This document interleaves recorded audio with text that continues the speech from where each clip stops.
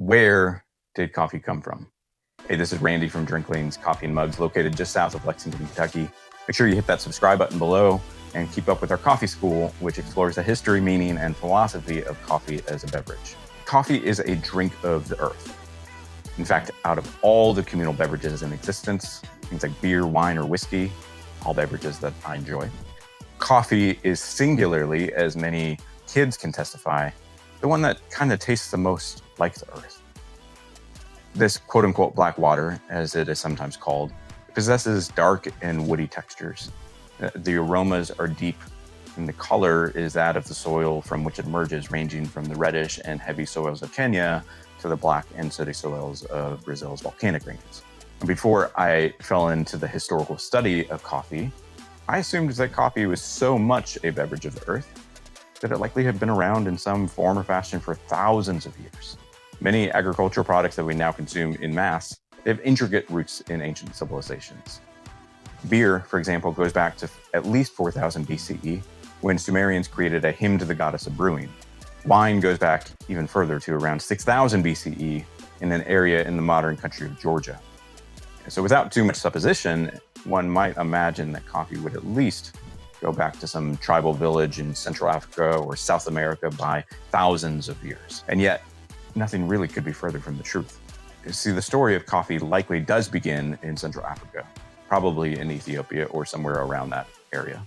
Ironically, this is the same place where anthropologists determined the story of humanity began millions of years ago. This connection perhaps testifies to the very connection humanity has with this beverage. We both emerged from the soils of Central Africa. But instead of going back to thousands and thousands of years ago, the legend actually suggests that in 850 CE, a young and apparently quite absent-minded young shepherd named Kaldi lost some of his goats while pilfering through the strange and dense African foliage. After searching for some time, Kaldi found his goats munching on the bright red berries of a tree that he had never seen before. Kaldi noticed that the berries seemed to have quite a spirited effect on his goats, and so he decided to try the berries himself. He immediately died, and this is why we tell our children do not eat wild berries. Just kidding. Kaldi lived. His inner goat was clearly stimulated by what he consumed, and he did what many people experiencing a substance high do. He went spiritual with it. Kaldi took the berries to the nearest place of worship, and he gave them to the head monk. The head monk, perhaps seeing the effect that the berries had on Kaldi, he quickly declared the berries the devil's work, and he cast them into the nearby fire, only slowly becoming aware of the intoxicating aroma that was cascading out of the flames.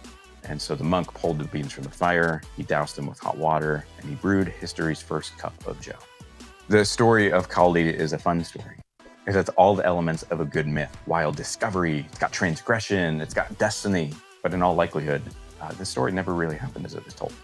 There's no story of Kaldi before the year 1671, despite being placed in 850 CE. In some versions, it is not Ethiopia, but Yemen. In other versions, it's not goats, but there's birds. And in others, where there are goats, they literally dance their way to the monastery to meet the priests themselves. There's a lot of fantastic discrepancies across various versions that do not really compel us to take it too literally, except for maybe the dancing goat part of things, if you know goats. Nevertheless, the story, it does point us to some historical points which are pretty important and universally accepted. The first is that coffee is a relatively new drink. There is no mention of coffee before the 15th century in any literary or archaeological find. And this means that most of human history has surprisingly and woefully lived without the drink that most of us today take for advantage. Think about that the next time that you decide you should have belonged to another era of history. Coffee is likely no older than the printing press. The second thing that it points to is that coffee emerged from the religious communities in Central Africa first. In all the stories we have, the beverage is first brewed by a holy man, and this points forward to how coffee was initially used as a beverage for worship and the numinous. Now, ultimately, coffee became the drink of modernity, became the drink of industry and of progress. It grew on the back of slaves. It fueled revolutions. It birthed the Enlightenment, and it provided energy and movement to industrialism.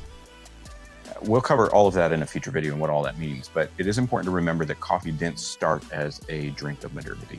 It started as a drink of people in the very place that people started. And that, in a world that is still driven by the very forces that co-opted coffee for the social machine, the world that we live in now. This is where we desperately need to get back to with this beautiful and intoxicating beverage.